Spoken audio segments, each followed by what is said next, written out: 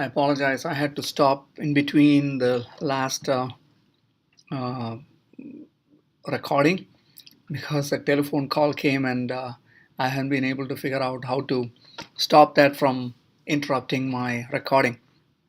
Anyway, uh, talking about advantages of thermal spray, it is possible to deposit different materials and it is possible to create, as I said, create multiple layers of different materials. You can have conductive, insulating, etc., and stacking them one on top of the other.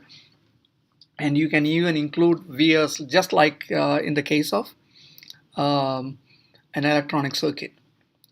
And you can change between various metallic, ceramic, and polymer materials, etc.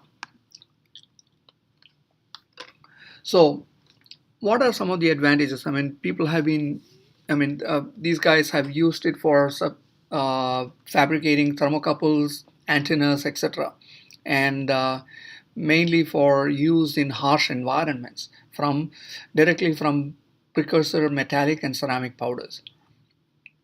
And if you combine that with laser micromachining, it can create lot of different kinds of structures, and one of the structures they call is thermopile for power generation. The one thing you will notice is that direct write has been used for doing vapor deposition just like in the clean room. But the advantage with direct write is that you do not need the same kind of clean environment, and you can deposit multiple types of materials and you can combine, mix, match, etc. You can do that. And if you combine that with chemical vapor deposition, you can use that to convert a reactant gas to a solid at a substrate. Okay. So the advantage is that you can have um,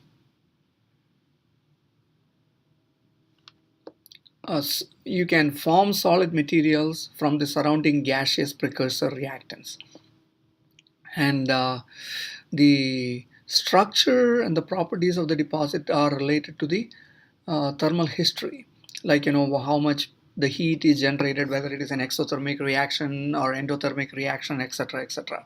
And if you can even combine that with a laser scanner, you can um, first deposit and then you can just evaporate part of it, and you can create vias, and so you can create a very complex geometry shape after that. So it's a uh, very flexible process for making different kinds of structures and components. The next one is laser chemical vapor deposition. So it uses heat from a laser. You take gaseous reactants, form that into a solid material, and you can feed that the gases can be fed into a small reactant chamber to form multi-material structures. And you can form gradient structures, etc. And you may not always have the entire chamber with one type of gas. You can have a localized gaseous atmosphere rather than filling a chamber with different gaseous precursor materials. So here is a schematic of this process. So you can have, so it essentially looks like a microscope, a transmission electron microscope or a scanning electron microscope. Okay, so you can have very complex geometry shapes to be formed here, and the movement of this is an XY table is by the changing the you can change the height and things like that. Okay, so you can have extremely good resolution, reasonably good resolution, and the substrate thermal properties are going to be controlling that also. And depending upon the gases present, depending upon the structures and things like, I mean, depending upon the composition of those gases, you can deposit different materials and ceramics, including composites. And it can even be used to deposit carbon fibers and multi-layered carbon structures onto metallic and ceramic substrates. So the disadvantage is that you can combine different materials and geometries. The disadvantage is that it has an extremely low deposition rate. So it can take you, I mean, it can be a couple of microns or a couple of angstroms per minute. So if you want to build up, say, a couple of millimeters, it can take you a long time. And over a period of time, the substrate gets heated up, so it is very difficult for you to get the right kind of microstructure. So if you're only going to be depositing a couple of layers or very small thicknesses, this is a extremely good process. So, or if you want to deposit a coating, it can be done. It can use that. Okay. The next kind of direct write is called liquid phase direct deposition. So here again, you can have thermal or electrical energy to convert liquid phase materials into solid materials. And it can be applied in a localized manner to create prescribed patterns of solid material. So here is a schematic of this. So it's called liquid phase direct deposition. I don't know why they call it ECLD, but that is the liquid phase direct deposition.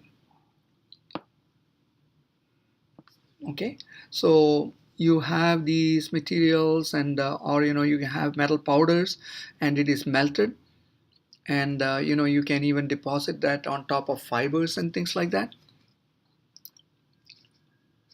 Okay, you can have substrates, but most of those substrates have to be flat. So you can get extremely fine resolution shapes. So you can have an antenna pattern on the abdomen of a dead drone honeybee.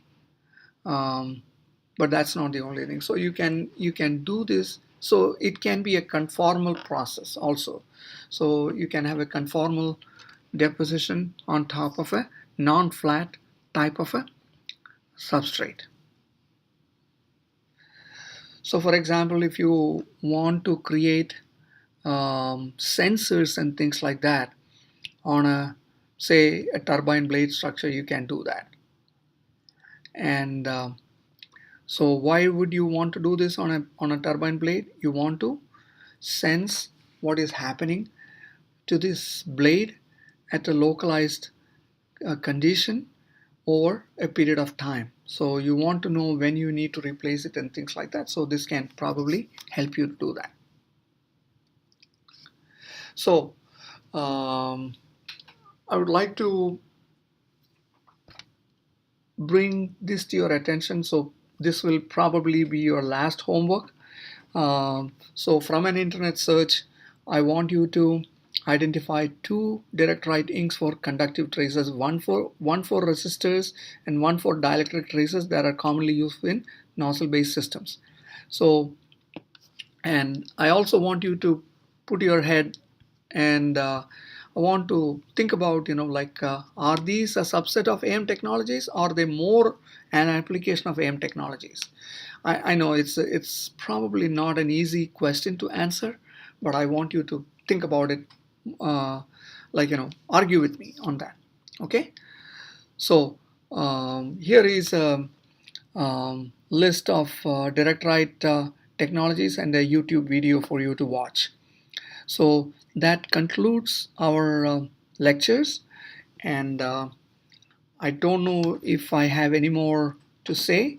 If you have anything that you would like me to cover, please let me know, and I can see if I can do that before the end of the classes. Okay, so that's the last lecture for this class. Thank you, and I would also like you to please do please go in and put in your uh,